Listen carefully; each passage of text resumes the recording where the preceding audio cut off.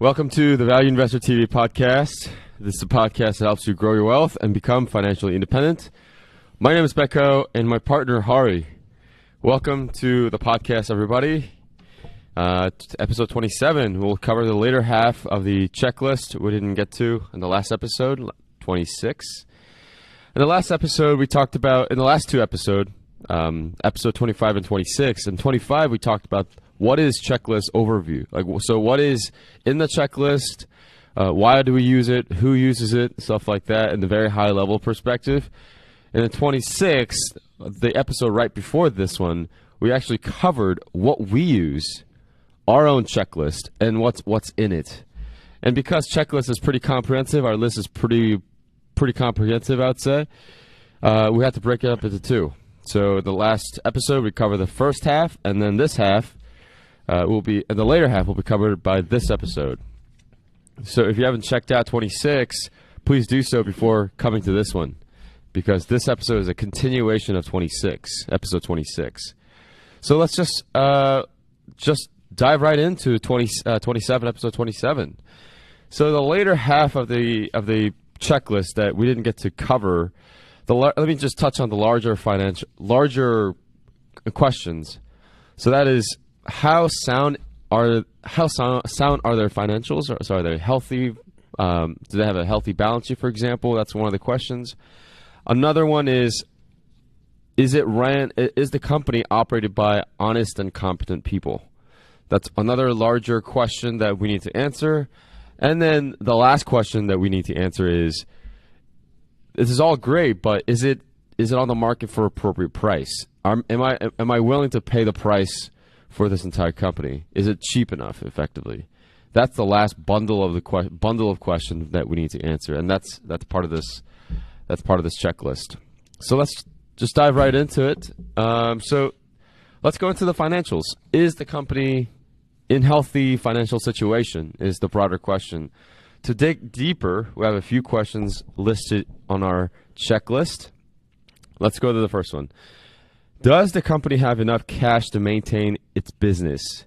So why do we need to care about that, and why is it important in this valuation? Yeah, so in understanding the financial health of this company. Yeah, when you look at that, you have to think about it from the perspective of, remember, you're running a business, right? The thing that kills businesses is that they run out of money, right? And so if they run out of money, then they can't operate anymore. So what we're trying to do is prevent, these questions are really asking, what's going to blow this company up, right? If they have to go and shut down operations and sell off a bunch of assets, that's obviously not ideal. So, it's not just, the first thing that you should really be thinking about is, do they have access to cash, or do they have cash in the bank to allow them to, do the things that they need to do to operate on a daily basis. Right.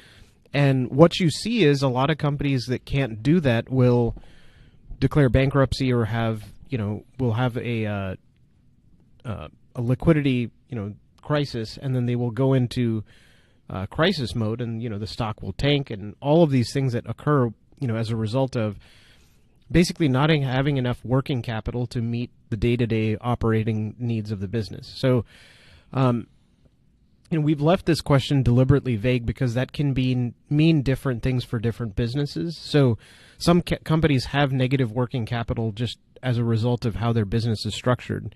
So don't use that as a pure, if they have negative working capital, you should run away. But you should investigate and see, they have their cash balances are running low, and they've been, negative for, net negative for several years. Then you should start worrying about, well, is this going to, take the business out? Right.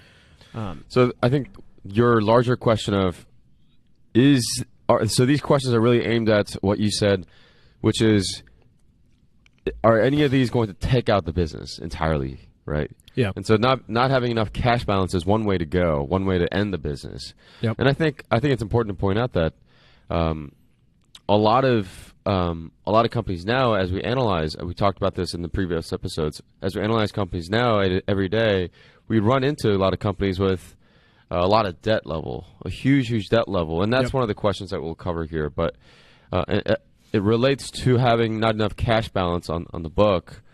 You know, if that's the case, you know, you're not able to pay out the interest payment with the operating income, and you have to dip into the cash balance, and the cash balance is low. It all paints a very negative picture. So let's move on to the second question, which is something that I just mentioned. Does the company maintain reasonable debt level?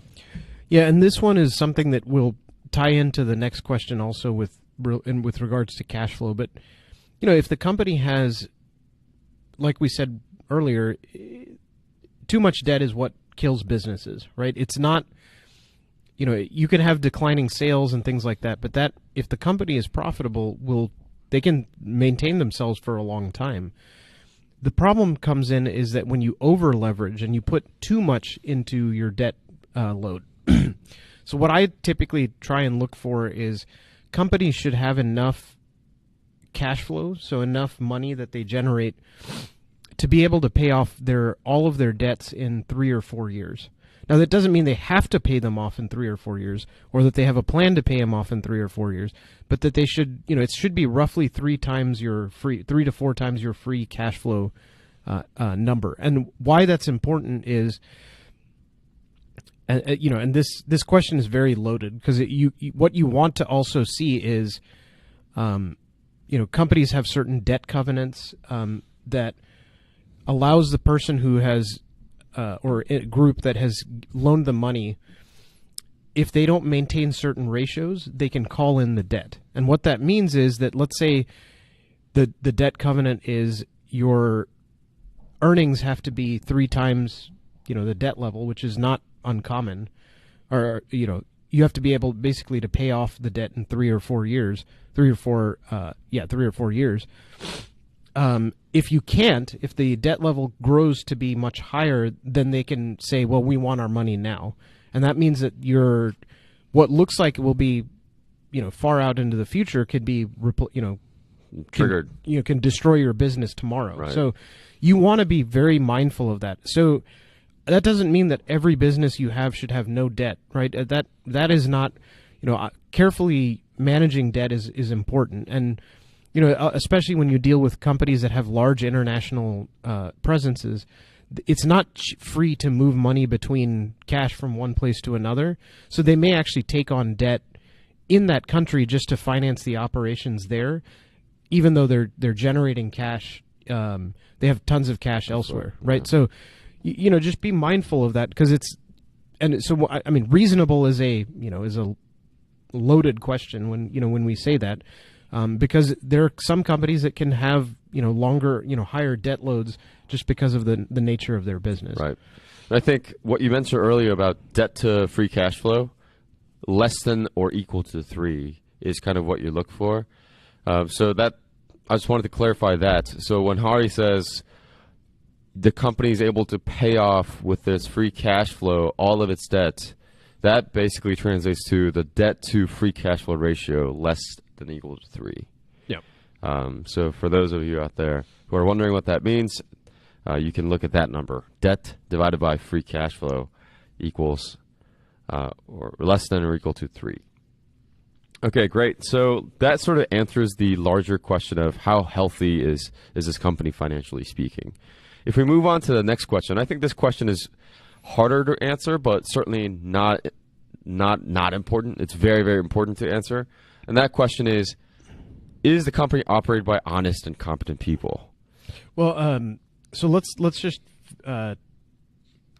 answer one more thing about the before we move on about the free cash flow aspect of it. You know, can the company generate a strong amount of free cash flow from operations? You want to, you know, just to add to this, the stability of that cash flow is very important, right? So if a business runs out of, you know, things are looking well, and then they, you know, I mean, look at like GameStop today, right? A lot of the sales of games are not physical anymore. They're moving towards digital, and that's eating into their business. They still generate a free cash flow that's solid, but can they do so in the future? Right. So that's the question that you want to ask is it, yeah, the number may be high now, but is it stable going into the future? Right. Stable and yeah, predictable. Yeah. Great. Okay, so let's move on to the next bundle of questions. Yeah. The question of, is the company operated by honest and competent people? I think those are the two exact adjectives that Warren Buffett uses and Charlie Munger uses to answer this question of, the management question. Right. So let's dig deeper into that. So the sub-bullet point of the management question is management properly incentivized to protect shareholders' interest over its own? So I think the importance of this question cannot be understated. So why this is so critical is, Charlie Munger has this thing about the power of incentives is one of the most powerful forces in human psychology. And incentives are such an important part of how people operate, right? And so, for the most part, people are not very rational. Human beings are not very rational. But when it comes to their money, if you incentivize them properly and the incentives are clear, they will do what's best for their own financial interest, right? And that means what you want to see out of a business is the investor, the person running the show, CEO, COO, are they properly incentivized to do what's best for the company, or are they properly incentivized to do what's best for themselves? And are those two things aligned, right? They should be aligned, and what that should tell you is, the classic example is, the CEO is the founder of the company and owns a significant share of the company, right? And when you see that, you think about Bill Gates, you think about Mark Zuckerberg, you think about people who have invested, it's not just a financial stake, but it's also an emotional stake, right? This is their baby. They've created it. They've sacrificed, done all of these things. Nobody believed them at first. Now, look at them. They've, done this stuff. The reason that's so important is they are not going to do what is bad for shareholders, because then it hurts them. It hurts the CEO. It hurts the large stakeholder. Now, there's a couple of things that you need to be careful about. In the case of certain stocks, they have share classes that are different for common shareholders, which is what you would probably buy, and preferred shareholders. So you want to make sure that the shareholders are aligned too, right? If there's multiple structured share structures. So that's one part of that. But the other thing is, I've seen it in almost every case when I invest in companies. I find all these great businesses with high returns on capital, with all of this stuff. And then I'll get to the part about management, and almost always the management is the founder of the company, is the CEO who owns a significant chunk of the company, and his or her own net worth represents a large percent, is represented in that company. So they are heavily invested in the success of the company, and so I'm comfortable investing alongside them. Now, you look at it from the opposite perspective. You have, and this was common in the 2012, 2013, oil and gas CEOs were paid by the number of barrels pumped, right? So what they did was they looked at it and said, well, oil is at $120 a barrel, pump away. Everybody makes money. The more barrels you pump, the better you do. Well, then 2014, 2015 hits, and oil drops to $30 a barrel. And the CEO looks at his own incentive structure and says, pump away, because every barrel I pump, if I hit these targets, I make money. It doesn't care what the company does. His CEO, his incentive structure doesn't, affect that. So you want to make sure that they are incentivized appropriately. So they're because a good CEO deserves a very high salary, and they deserve, money. But my favorite examples of these are, guys like Robert Pera of Ubiquity Networks doesn't collect a salary. I mean, he owns 70% of the company. As far as I know, his entire net worth is really tied up in, Ubiquity Networks. I think he owns the Memphis Grizzlies too, which, is probably worth, some percentage of his net worth too, Sure. but a large percentage of his own net worth is in this company. And, he does what's in the best interest of shareholders because he is a shareholder, right? Yeah, shareholder and the operator themselves is one and the same. Yeah. So that's really important to underscore. I also think it's important to highlight that the incentive structure is crafted and kind of passed down from the board of directors. Yeah. So in the board of directors, if you look at the structures, I think you could talk about that here in a bit.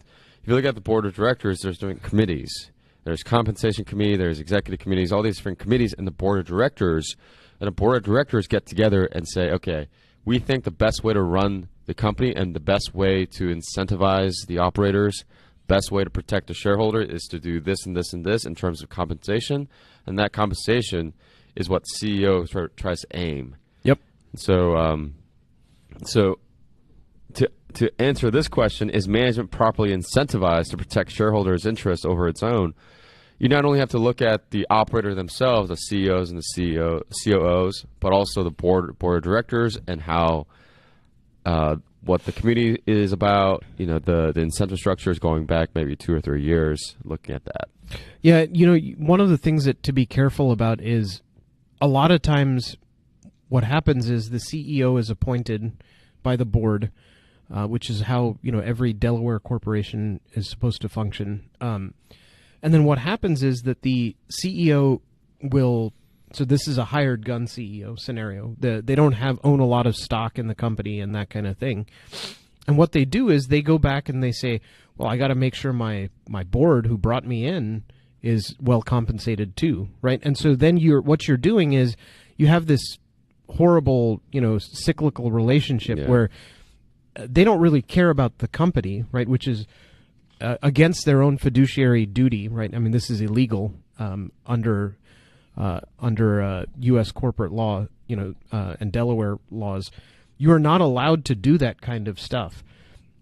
But that doesn't mean it stops people from doing so. And you'll see this a lot where board of directors are, especially for older companies where the original founders are gone, and it's not owned by, nobody owns more than 0.5% of the company. They don't really care, right? I mean, they what they will do is end up patting the back of the board of directors, and the board of directors will pat the CEO's back, and then you get this unholy relationship of, they're out for themselves and not for the interest of the shareholder. Right. You want to watch out for those incestuous relationships that can really damage the shareholder value. Yeah. Let's move on to the next question for this management question. Has management handled excess capital in a shareholder-friendly way? Are share buybacks and dividend payments appropriately timed based on current price per share relative to value? Yeah. So let's talk about that more in detail. So this actually ties into the previous question, right? Sometimes a company is one of these hired gun CEO mentalities. That doesn't mean the CEO is a bad person, right? And this one way to test how successful the CEO is do they use their money effectively, right? And so we talked about free cash flow as basically being money that is no longer needed in operations that can be distributed to shareholders. There's 3 different ways of distributing money to shareholders. The first is to reinvest it in the business. And that reinvestment is important because it's tied to growth of the company, right? You're going to expand operations. We're based in the U.S. and we want to expand to Europe. It's going to take a lot of money to do so, right? So that capital expense is an important part of the process, right? But what you want to know is if you're in a business that has a high return on capital, then you want them to invest back in the business. Yeah. If it's a crappy business, right, putting it back into the same business is not a good idea. I mean, think about it from the perspective of like Macy's, right? Macy's is an old stalwart business, right? It's extremely profitable, makes a ton of money, but growth is not something that it's going to, do, right? So trying to expand the store base is not necessarily the right, approach. Even though it does generate high returns on capital, they have to actually shut down stores probably to maintain the level of profitability that they had. So is investing more money back into the business a good idea? And the answer is probably no. So then at that point you can't grow the business, or you can't grow it much, or you have more money than you can reliably put into growth. So what do you do with it? Well, there's two places you can put it. One is, well, three really. You just keep it in the on the balance sheet, which is not helping anyone, and that's a bad place for it to go.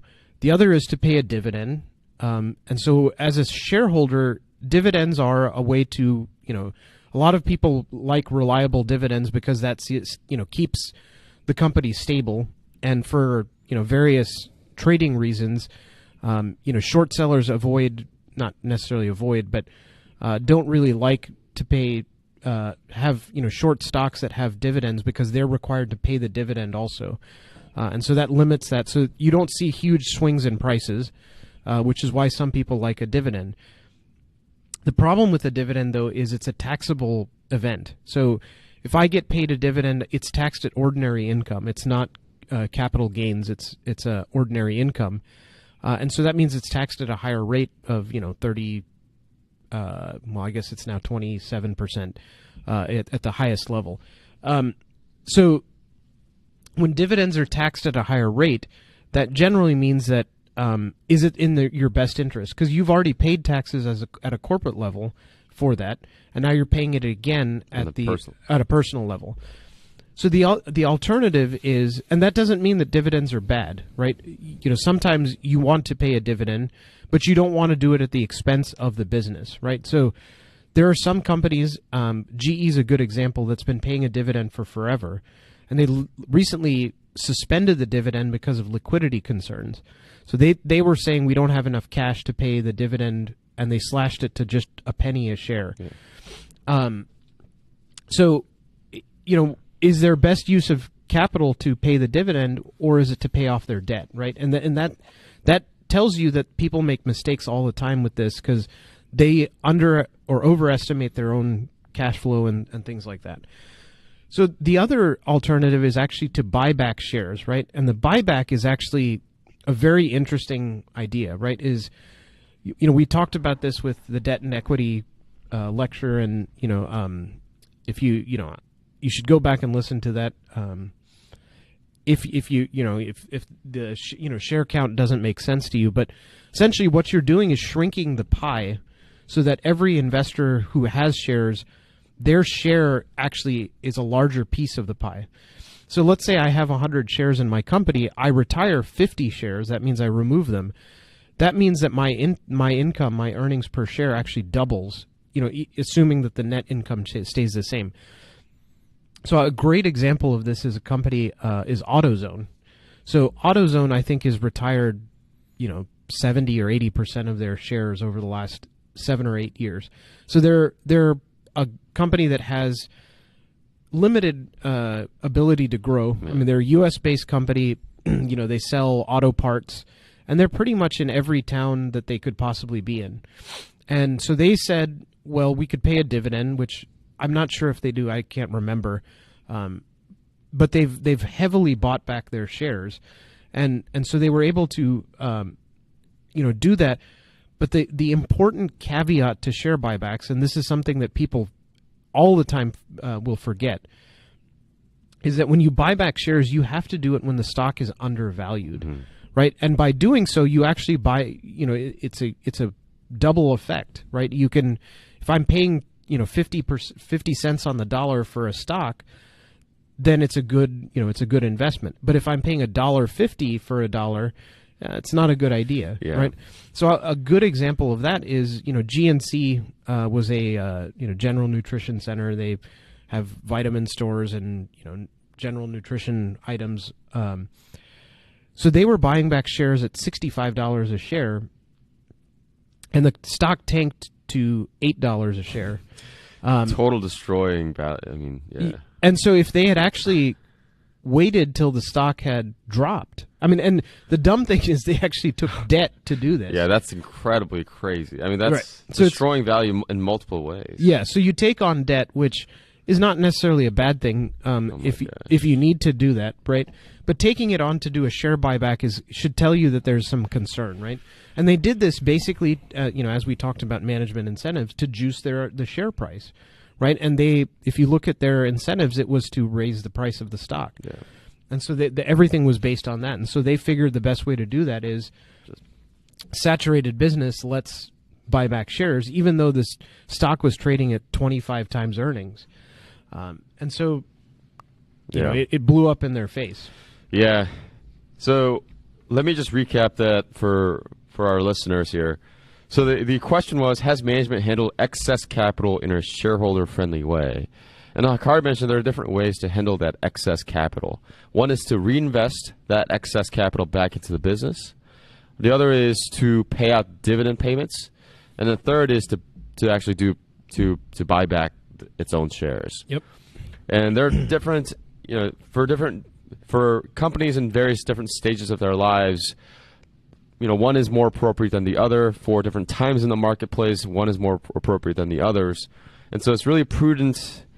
For a prudent management, they're taking all of that into consideration for the interest of shareholders, not just themselves. And the optimal way to see that is if their incentive is properly aligned with their shareholders. Yep. And if it is, they'll do what's right for the company and what's right for you as shareholder. And as I said before, they're different, for investing and dividend payment and buyback, these are appropriate at certain times and not appropriate in others. Yep. So it's important to realize that when you're analyzing companies and analyzing the management's performance. Okay, let's move on to the last question, which is management open and honest? I think this is kind of a hard question to nail down, but certainly not an important one. It's quite important to answer this question. So, is management open and honest? Can you tell us more about this question, Harvey? Yeah. So again, this is a open-ended, difficult question to answer. But I think what you want to see with management is, in good times, it's easy to tout the success of the business, right? But in bad times, how does a CEO and management respond to that? And a lot of the times, they can be honest with you and tell you, look, our business is changing. People are not coming to the store like they used to be. We need to make changes, right? Or they can say, well, things are okay. We're, we had flaws here. We had some missteps, and so the more euphemisms that they use, the more indirections that they use, that kind of stuff. It's be blunt, be direct, and tell it like it is, right? And if you have a CEO who says, look, we did a terrible job, this was all on us, we need to change the way we're going, as opposed to the thing that everybody hates. And you see this with corporate corporate relations, kind of PR, like we're trying to mitigate the disaster that this is. They kind of use all these terms that nobody likes to hear. Just say it, right? I mean, one of the things that they told us when we were in medical school is, when you make a mistake for a patient, right, you can be direct and open and honest, and people will actually respect that and won't sue you. The malpractice is usually when people don't hear and understand what and you kind of cover up what's going on. People hate that more than anything else. Yeah. And so when management does something like that, which is they're not open and honest about things, and then you start finding out about things later or through other channels other than the management, then it's really a trust issue. Can I trust what these people are saying, right? And so it's hard to do that because all of these statements are very carefully choreographed, right? But it's still nonetheless an important part of evaluating a company. Absolutely. I think another way to assess that, I think that's a really good way to assess the honesty of a management of a management. In the bad times, how do they react? But also another good way, I think, is to look at how what they promised and if they didn't deliver. For example, even in the good times, if they didn't reach their goal, what do they say about that? Yeah. If they are able to consistently reach their goal every single year, And kind of side note, in analyzing company, you want to look at multiple years of performance and multiple years of management saying, oh, we will deliver X and Y next year, and looking at that every single year. Yeah, so if they're able to do that consistently, and really be honest about that, that's another way to look at this. I think if you want to see a good example of people being open and honest, I think Warren Buffett is by far one of the best examples of that. Read his shareholder letters. Another less well-known example of that is Robin Reyna of EBIX. So the stock ticker is EBIX, EBIX, and you can look up and read his conference call transcripts. What he will tell you is, these are my aspirational goals. This is what I set out to do by a certain date. And in almost every case, the guy will give you an update. He may give you a goal for 2 years from now, and then he will, every single subsequent conference call will tell you about how they are moving towards that goal. Yeah. And so, he's laser focused on these things, and he's an example of a CEO who I would, I don't even care. He could convert, the entire business into selling tacos, and I would be like, whatever. The guy clearly knows what he's doing.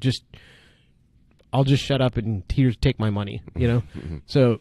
But sometimes, that's very rare, right? I would never, I only know this because I've been invested in this company for so long, but it's a rare feat to see that. Most CEOs are scumbags because they get to be there at the top of the food chain by being scumbags, right? They're charismatic. They are people who are, they're because not because of their ability, but because of their ability to talk, right? And that's a really important distinction. When you look at a hired gun CEO, is did this guy work in the business and make his way up, and this applies he or she, I should say, or is it someone who came into the business? I got an MBA and now I'm smarter than you are, right? That's a very important component of this, because people who've worked in the business know what's going on with the business. Yeah, I also want to because you mentioned that, I also want to mention this book, Outsiders. It talks about that a lot, actually. Fantastic book. So it's 8 or 7 CEOs that this book covers, and it basically says these are people who are not in the limelight.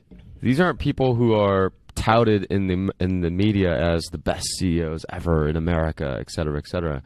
These are CEOs who are, in the shadows doing their own thing, but are able to really allocate capital in the most effective way for shareholders. That if you look at their track record of operating a business, you can see stock price is up and to the right for about 10 years, just straight. It's, Hunter Bagger, I think. Yep, talks about the same thing. Yeah, so. A good example of that is we have a distorted view of the world because of the way what the more media portrays. The Outsiders talks about the success of a CEO is actually tied. The yardstick to measure a CEO is what are their returns for shareholders over a long period of time, and.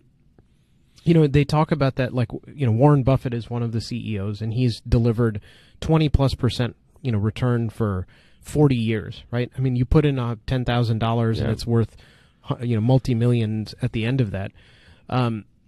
So you using that yardstick, right? Everybody's heard of Facebook. I don't know how many people have heard of Ubiquity Networks. They both IPO'd at around the same time.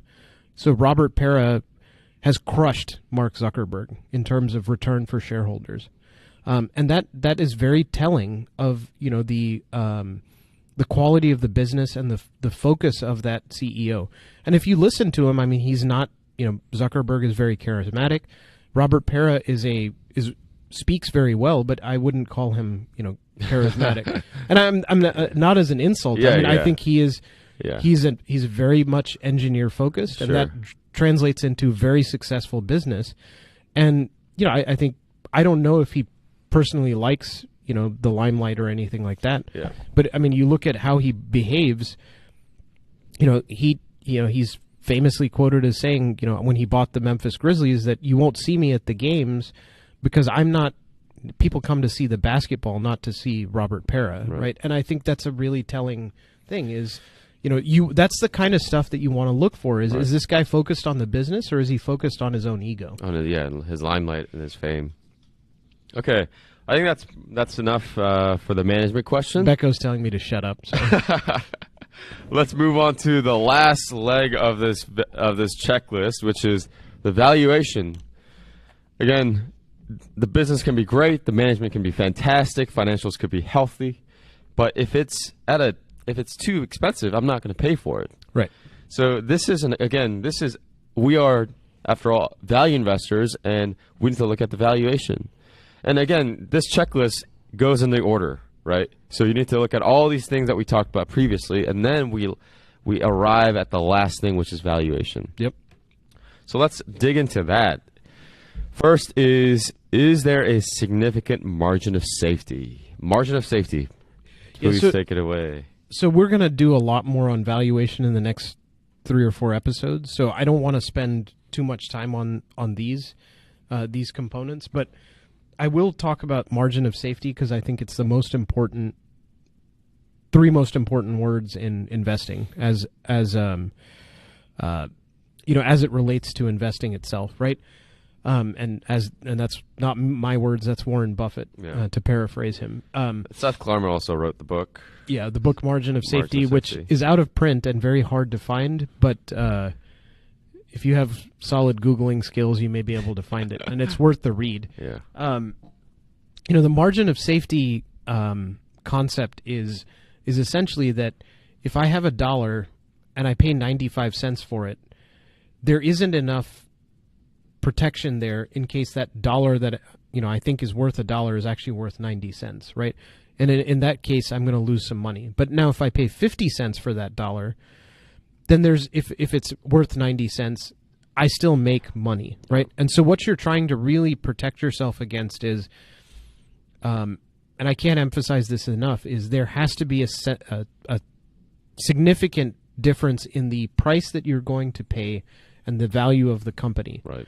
And if you don't have that, if the margin of safety is small, then you should be very wary of changes, because these changes may not even be related to the business, right? They may be tariffs on a Chinese, that are affected by the Chinese-U.S. trade war, and that has nothing to do with the Chinese business, other than the company operates in China, which we're seeing a lot of that with Alibaba and JD and YY and all these other companies that are operating in China, but don't have really overseas operations or are limited in that scope. And then you see it in other businesses, where there's a recession and it's a recession-proof business and it declines. So you want to be very mindful of that margin of safety concept. And to be honest with you, it's probably one of my biggest mistakes that I make is I get enamored with the business, I get enamored with my checklist, and then I get to the valuation and I say, yeah, but it's a solid business. And then I move on. And you have to be really careful of that. Yeah. Right?